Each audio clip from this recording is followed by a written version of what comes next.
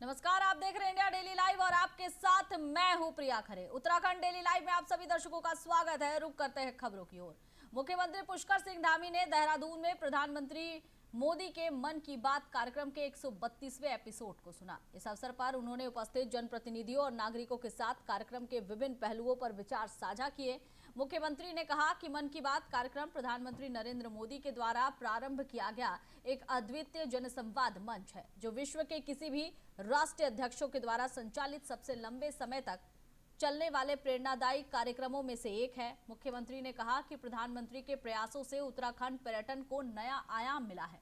शीतकालीन पर्यटन में रिकॉर्ड बढ़ोतरी हुई है। उन्होंने कहा कि राज्य सरकार वर्ष पर्यंत पर्यटन गतिविधियों को बढ़ावा देने के लिए लगातार उत्तराखंड एक ऑल सीजन टूरिज्म डेस्टिनेशन के रूप में स्थापित हो सके।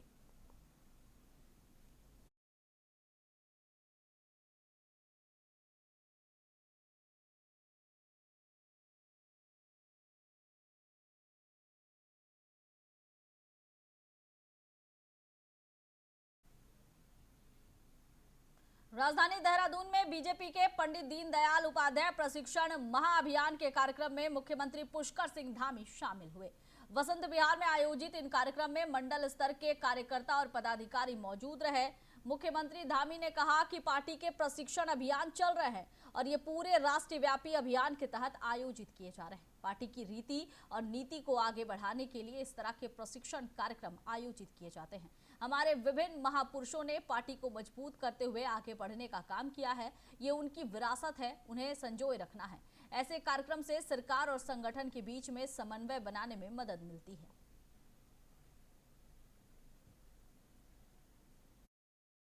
पार्टी का पूरे राज्य के अंदर देशव्यापी अभियान के तहत प्रशिक्षण वर्ग चल रहे हैं और एक पार्टी कार्यकर्ता के नाते मुझे भी आज जो हमारा पटेल मंडल है, सरदार पटेल मंडल, उस मंडल में आज सभी कार्यकर्ताओं के बीच में सम्मिलित होने का अवसर मिला है।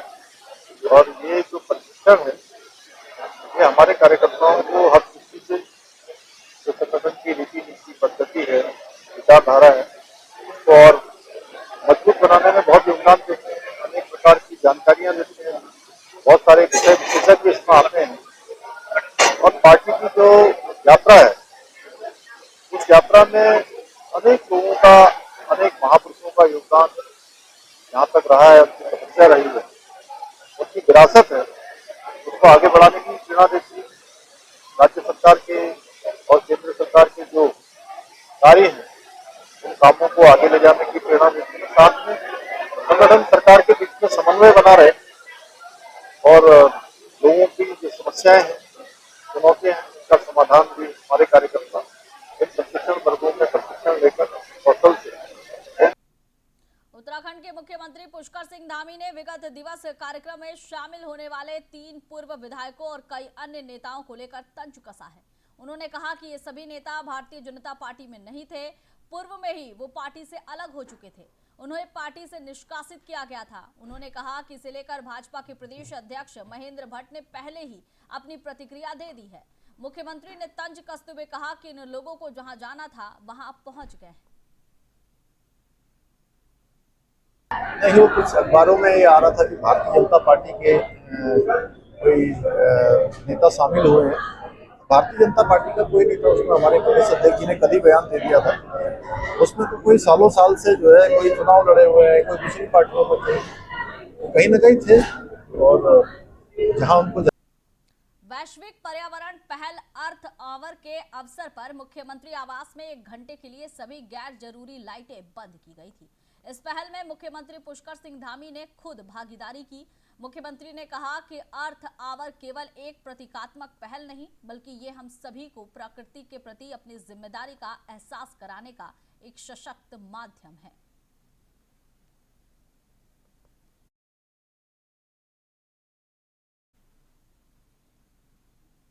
जिले में पुलिस विभाग में बड़ा प्रशासनिक फेरबदल किया गया है। एसएसपी नवनीत सिंह ने जनहित को ध्यान में रखते हुए और कानून व्यवस्था को सुदृढ़ करने की दिशा में महत्वपूर्ण कदम उठाते हुए कई थानेदारों के कार्यक्षेत्र में बड़ा परिवर्तन किया है। मिली जानकारी के अनुसार अभी तक शहर कोतवाल रितेश शाह को भगवानपुर भेजा गया है, जबकि कुंदन राणा को ज्वालापुर से हरिद्वार कोतवाली स्थानांतरित किया गया है। देहरादून से आए चंद्रभान सिंह को ज्वालापुर कोतवाली की जिम्मेदारी सौंपी गई है। इसके अलावा बहादुराबाद से विजय सिंह को झबेरड़ा और मंगलौर से अमरजीत सिंह को बहादुराबाद भेजा गया है। बुग्गावाला से भगवान सिंह मेहर को कोतवाली मंगलौर की कमान दी गई है।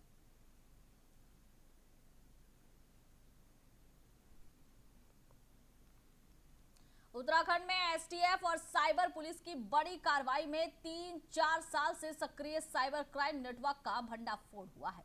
आरोपियों ने लोगों को लालच देकर फर्जी खाते खुलवाए, उनकी खरीद फरोख्त की व्हाट्सएप के जरिए म्यूचुअल अकाउंट है उसमें डिटेल्स भेजी गई, देश भर में शेयर की जा रही है। एएसपी कुश मिश्रा ने कहा कि हमने बीएचईएल रानीपुर के पास बैरियर लगाकर संदिग्ध वाहन का दबोचा और भारी मात्रा में एटीएम कार्ड, पासबुक, चेकबुक और मोबाइल बरामद किए गए।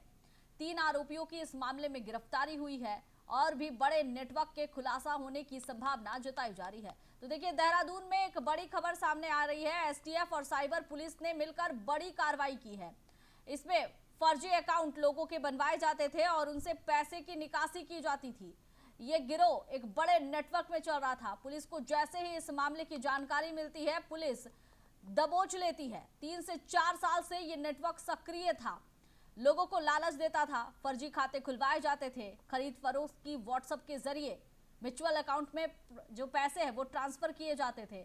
और इस बारे में डिटेल्स में पुलिस अधिकारी ने जानकारी दी है। पुलिस ने बताया कि इनके पास से भारी मात्रा में एटीएम कार्ड, पासबुक, चेकबुक और मोबाइल बरामद किए गए हैं। 3 आरोपियों को गिरफ्तार कर लिया है। पुलिस का अनुमान है कि इस मामले में किसी बड़े गिरोह के शामिल होने की आशंका है और किसी बड़े नेटवर्क का भंडाफोड़ हो सकता है। एसएसपी सर के निर्देशानुसार हमने साइबर जो अकाउंट के सिंडिकेट्स हैं, ऑर्गेनाइज क्राइम के सिंडिकेट्स, उन पे कार्रवाई करते हुए रात में 3 लोगों को अरेस्ट किया है, जिनमें से एक का नाम रवि है, एक का नाम विनीत राणा है और एक का नाम है राजन चौधरी। बेसिकली ये क्या करते हैं, ये लोग अकाउंट्स खुलवाते हैं, नए अकाउंट्स, और इनको साइबर क्रिमिनल्स को देते हैं कि वो अपने अकाउंट्स, जो पैसे वो विक्टिम से ठगते हैं, उसको वो लेयर कर सकें। क्योंकि क्रिमिनल अगर पैसे विक्टिम से ठगेगा, मान लीजिए मेरे साथ एक डिजिटल अरेस्ट होता है और मेरे से 1 करोड़ की ठगी होती है, तो उस पैसे को मैं जिस अकाउंट में विक्टिम डालता है, वो अकाउंट कहीं ना कहीं से क्रिमिनल खरीदता है। तो उस अकाउंट का भी, जो अकाउंट बेचे जाते हैं, खरीदे जाते हैं, उनकी भी सिंडिकेट्स होते हैं, उनके भी क्राइम नेटवर्क्स होते हैं। उसी एक क्राइम नेटवर्क को हमने बस्ट किया है। इसमें बेसिकली ये लोग क्या करते हैं, पहली चीज़ ये एक किसी आदमी को, जैसे कोई रिक्शा चलाने वाला है या किसी को 10-15 हज़ार 20 हज़ार का लालच देके उसका एक आधार कार्ड बनवाते हैं। आधार कार्ड बनवाएंगे, साइमल्टेनियसली एक किराए पे कमरा लेंगे, बड़ा सा गोडाउन लेंगे, उसमें खाली गत्ते रख के जीएसटीएन नंबर लेंगे बाकायदा, फिर बैंक में जाके कॉर्पोरेट अकाउंट खुलवाएंगे। चारधाम यात्रा को लेकर तैयारियां तेज कर दी गई है। यात्रा के दौरान होटल, रेस्टोरेंट और ढाबा संचालकों को किसी तरह की परेशानी ना हो, इसके लिए जिला प्रशासन ने कवायद शुरू कर दी है। जिला अधिकारी गौरव कुमार ने जिला पूर्ति विभाग, पर्यटन और तहसील के अधिकारियों के साथ बैठक की, व्यवस्थाओं की समीक्षा की।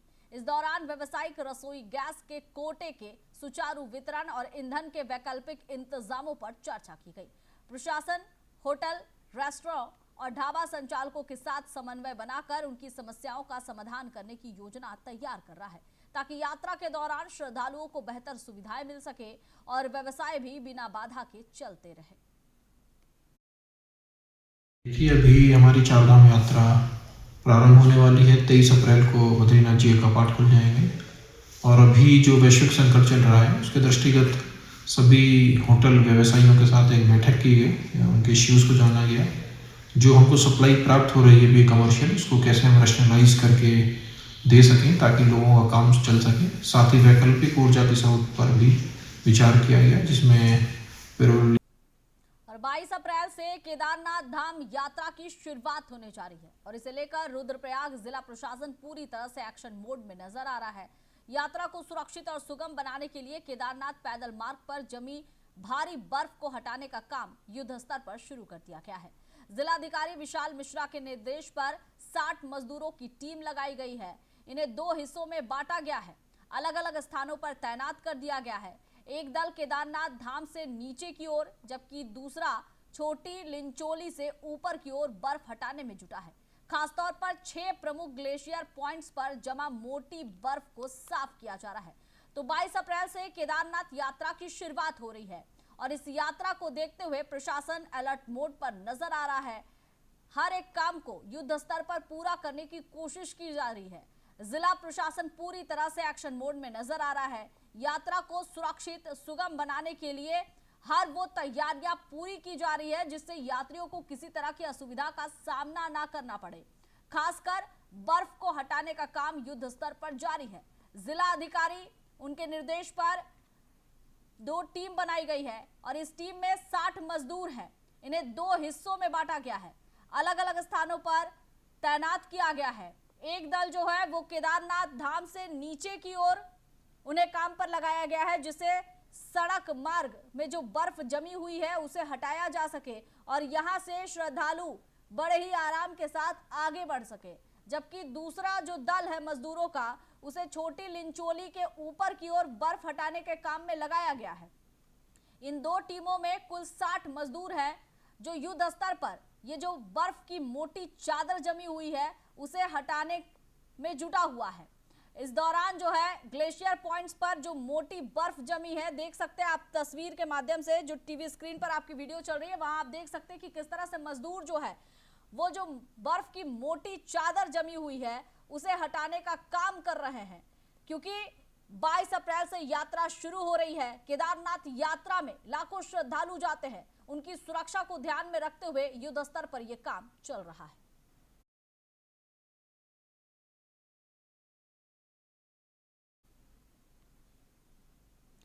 देश के चर्चित अंकिता भंडारी हत्याकांड को लेकर न्याय की मांग में अंकिता न्याय यात्रा संयुक्त संघर्ष मंच सड़क पर उतर आया। कोयल घाटी में मंच से जुड़े लोग इकट्ठे हुए और जुलूस निकालते हुए विधायक प्रेमचंद्र अग्रवाल के घर का घेराव करने पहुंचे, लेकिन पुलिस ने विधायक के घर का कॉलोनी वो जो गेट है उसे बंद कर दिया। इसके बाद प्रदर्शनकारियों ने मौके पर ही धरना प्रदर्शन शुरू कर दिया। सोशल मीडिया पर अभियान के बावजूद कार्यक्रम में केवल मुट्ठी भर लोग ही शामिल होते नजर आए। पुलिस भी भारी संख्या की उम्मीद लगाई थी, लेकिन कम ही लोग आने पर स्थिति नियंत्रण में रही। मंच के सदस्यों ने बीजेपी नेता दुष्यंत गौतम को राज्य में प्रवेश न देने की मांग भी की है। तो अंकिता भंडारी केस जो है ये उत्तराखंड का सबसे चर्चित केस रहा और इसमें एक बार फिर से महिला सुरक्षा, युवती की सुरक्षा को लेकर सवाल खड़े हो रहे हैं। इतने साल बीत गए लेकिन अभी तक अंकिता भंडारी हत्याकांड को लेकर कोई रुख साफ होता नजर नहीं आ रहा है और इसे लेकर लगातार मांग जो है विपक्ष की ओर से और कुछ सामाजिक कार्यकर्ता की ओर से भी उठाई जा रही है। आम लोग भी इसमें शामिल होते नजर आ रहे हैं। अंकिता भंडारी हत्याकांड केस को लेकर लगातार जो है इस पर न्याय की मांग उठाई जा रही है। एक बार फिर से सोशल मीडिया पर अंकिता भंडारी हत्याकांड केस को लेकर न्याय यात्रा निकाली गई। ये यात्रा संयुक्त संघर्ष मंच की तरफ से निकल आई गई और ये यात्रा को लेकर लोग जो है यहाँ जुटे, लेकिन जिस तरह की उम्मीद की जा रही थी कि भारी संख्या में लोग जुटेंगे और अंकिता भंडारी हत्याकांड को लेकर सरकार से मांग की जाएगी, उस तरह के लोग जो है यानी उतनी भारी संख्या में, उतनी भारी तादाद में लोगों की जुटने की जो है उम्मीद कम ही नजर आई। काफी कम लोग इस दौरान नजर आए, जिसके बाद पुलिस को भी काफी सहूलियत रही लोगों को एक जगह से खदेड़ने में। दरअसल ये लोग जो है विधायक के घर के बाहर प्रदर्शन करने के लिए जा रहे थे, लेकिन उससे पहले ही वहां पुलिस पहुंचती है और विधायक के घर के पहले जो कॉलोनी का गेट है उसे बंद कर देती है। नतीजा, मंच की तरफ से जो लोग जुटे हुए थे वो काफी गुस्से में आ गए। उन्होंने वही धरना प्रदर्शन शुरू कर दिया। पुलिस किसी तरह लोगों को समझाने बुझाने का प्रयास करती रही, वहीं बाद में किसी तरह से स्थिति को संभाला गया। तो सबसे बड़ा सवाल है दुष्यंत कुमार गौतम की इस राज्य में एक बार फिर से एंट्री हो गई है। इससे पहले जब जब जनता सड़कों पे थी, आंदोलन कर रही थी, तो भारतीय जनता पार्टी ने उनमें जो होर्डिंग है उसे दुष्यंत कुमार गौतम को हटा दिया था, उनकी तस्वीरें गायब कर दी थी। जैसे ही लगा कि मामला शांत हो रहा है, ठंडा पड़ रहा है, लोग सड़कों पर नहीं है, उनकी दोबारा एंट्री होती है, दोबारा स्वागत होता है भारतीय जनता पार्टी कार्यालय में, वो मीटिंग ले रहे हैं। हमारा कहना है दुष्यंत कुमार गौतम इस राज्य में नहीं घुसना चाहिए जब तक वो दोष मुक्त नहीं हो जाते हैं, जब तक उनके खिलाफ कानूनी कार्रवाई नहीं हो जाती। एक सवाल तो यह है। दूसरा सवाल, ये प्रेमचंद अग्रवाल वो शख्स हैं जिन्होंने कहा कि वीआईपी कमरा है, वीआईपी कोई व्यक्ति नहीं है। हम पूछना चाहते हैं, अगर वीआईपी कमरा था तो फिर सीबीआई जांच क्यों हो रही है? फिर क्यों इस मामले में आगे कार्रवाई इस तरह से चल रही है कि वीआईपी कौन है, इसकी जांच आपकी पूरी इन्वेस्टिगेशन एजेंसियां कर रही हैं। तो हमारा साफ कहना है कि इन्होंने जो बात कही है कि वीआईपी कोई नहीं है, कमरा है, इनको सार्वजनिक रूप से माफ़ी मांगनी चाहिए जनता से। और जिस तरह से तस्वीरें इनकी दुष्यंत कुमार गौतम के साथ हम देख रहे हैं सोशल मीडिया में, साफ संकेत है कि इनके गहरे रिश्ते दुष्यंत कुमार गौतम से हैं और यही वजह है इन्होंने कमरे को वीआईपी बताया। और अपने पार्टी के राष्ट्रीय महामंत्री को बचाने की इन्होंने पूरी तरह से कोशिश की है। हम इसका विरोध करने के लिए यहाँ पे आए हैं और कहना चाहते हैं उनको माफ़ी मांगनी ही पड़ेगी। इससे पहले हमने ऋतुभूषण खंडूड़ी विधानसभा अध्यक्ष का घेराव किया, जिन्होंने कहा कि ये कोई मुद्दा नहीं है, अंकिता कोई मुद्दा नहीं है। हम कहना चाहते हैं तो फिर मुद्दा क्या है? देहरादून पुलिस ने शहर में कानून व्यवस्था बनाए रखने के लिए ऑपरेशन नाइट वॉच अभियान चलाया। इसके तहत पुलिस ने रात्रि में सघन चेकिंग अभियान चलाया, जिसमें नियमों का उल्लंघन करने वाले के विरुद्ध कार्रवाई की गई। पुलिस ने शराब पीकर वाहन चलाने वाले 42 व्यक्तियों को गिरफ्तार किया और रश ड्राइविंग और ओवर स्पीड के साथ यातायात नियमों के उल्लंघन पर 45 वाहनों को सीज किया गया। पुलिस ने यातायात नियमों के उल्लंघन पर 80 वाहन चालकों के विरुद्ध चालानी कार्रवाई कर 46,000 का जुर्माना किया। रात्रि में 1600 से अधिक व्यक्तियों की चेकिंग कर आवश्यक पूछताछ की गई और 1,500 से अधिक वाहनों को चेक किया गया।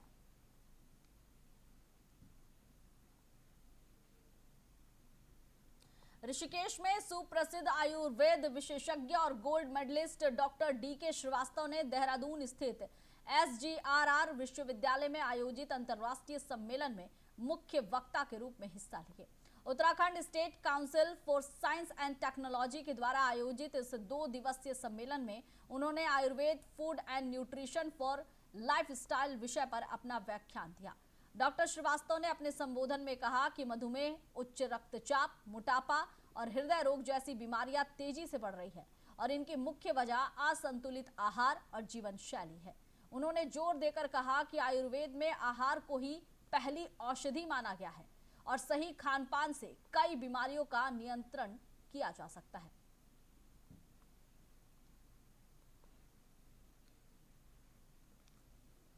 ऋषिकेश के शिवपुरी क्षेत्र में एक बड़ा हादसा टल गया। गंगा स्नान के दौरान आगरा के युवक विनीत कुमार गहरे पानी में चले गए, लेकिन तत्पर जल पुलिस और आपदा राहत दल की टीम ने समय रहते छलांग लगाकर उन्हें डूबने से बचा लिया। मौके पर पेशेवर तरीके से CPR देकर युवक को सुरक्षित बाहर निकाला गया। पुलिस कप्तान ने जल पुलिस के जवानों की बहादुरी की सराहना की।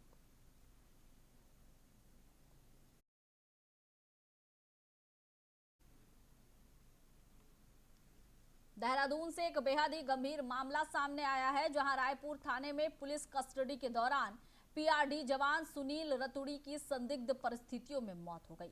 बताया जा रहा है कि हवालात में कंबल का फंदा लगाकर आत्महत्या की आशंका जताई गई। हालांकि मामले ने कई सवाल भी खड़े कर दिए हैं। घटना के बाद SSP देहरादून ने थानेदार समेत 3 पुलिसकर्मियों को लाइन हाजिर कर दिया है और मजिस्ट्रेट जांच के आदेश दे दिए गए हैं।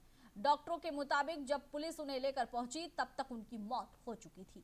वहीं परिजनों ने पुलिस पर गंभीर आरोप लगाए हैं।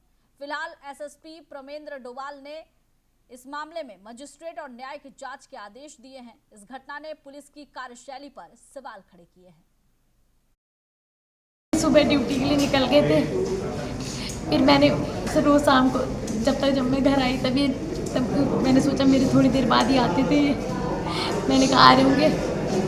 7 बजे मुझे सीधे थाने से, मुझे कोई कॉल नहीं आती है, सीधे 7 बजे मुझे थाने से कॉल आई कि आप थाने पुलिस वालों का फ़ोन आया कि आप कोरोनेशन आ जाइए, आपके पति की तबीयत ठीक नहीं है। फिर मुझे लगा इन्होंने पी रखी है, मुझे लगा शायद इन्होंने ज़्यादा पी रखी है। तो मुझे लगा, फिर उन्होंने कहा हम आपको इनकी स्थिति ठीक नहीं है।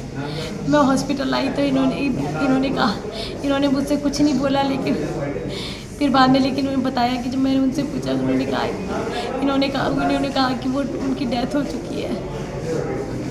पर मुझे सीधा लगता है कि इन्होंने मुझे कॉल क्यों नहीं करी, मुझे कॉल नहीं की गई। स्टाफ के वालों को फ़ोन गई, कापड़ी जी के पास उन्हें फ़ोन गया, उनको भी पता था। वो कह रहे हैं कि उन्हें मेरा नंबर नहीं मिला, लेकिन उनके पूरे डिपार्टमेंट को पता है कि मैं कहाँ पे जॉब करती हूँ।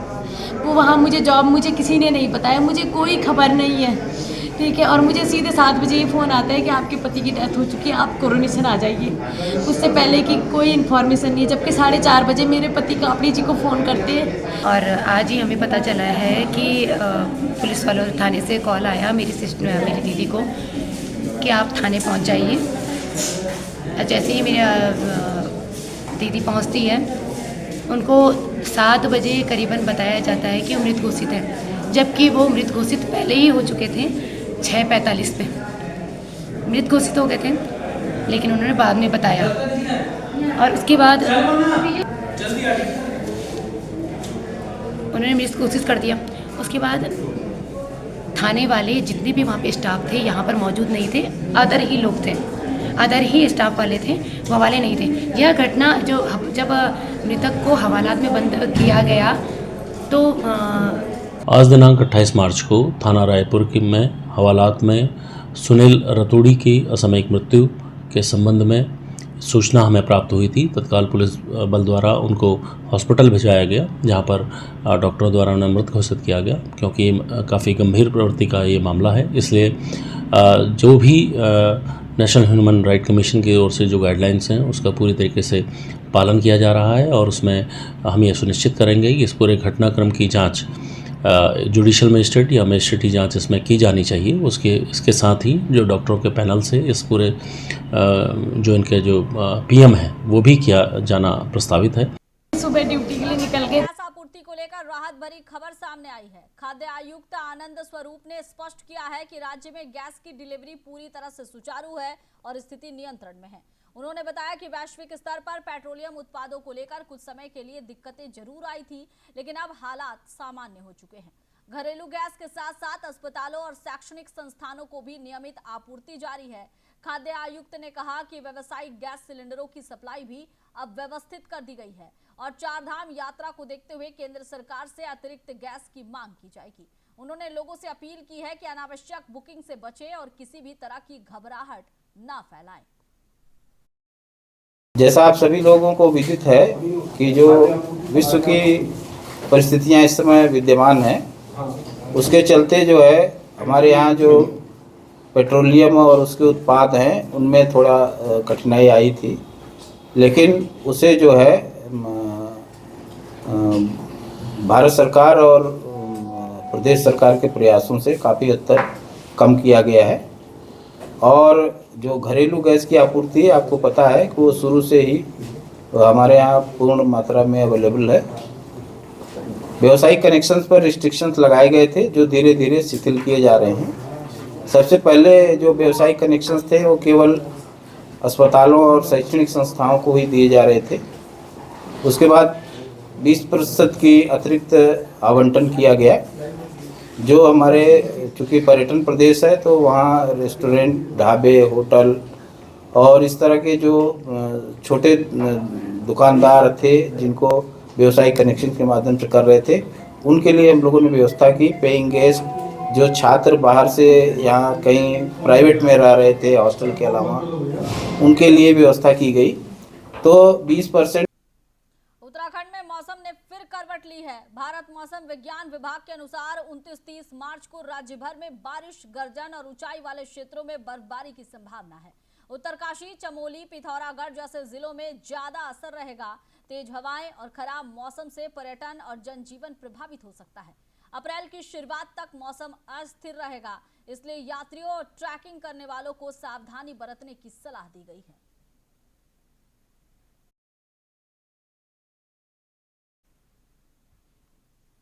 और पहाड़ों की रानी मसूरी में मौसम ने एक बार फिर करवट ले ली है। रविवार सुबह से ही घने बादल और हल्की बारिश ने पूरे शहर का मिजाज बदल दिया। ठंडी हवाओं और फुहारों के बीच मसूरी का मौसम बेहद ही सुहावना हो गया और इससे यहाँ पहुंचे पर्यटकों की खुशी दोगुनी हो गई। गुड फ्राइडे और वीकेंड के चलते बड़ी संख्या में पर्यटक मसूरी पहुंचे हैं। मॉल रोड और कंपटी फॉल्स जैसे प्रमुख पर्यटन स्थलों पर रौनक देखने को मिल रही है। ठंडक भरे मौसम ने जहां सैलानियों को राहत दी है, वहीं स्थानीय होटल, रेस्टोरेंट और बाजारों में भी चहल पहल बढ़ गई है।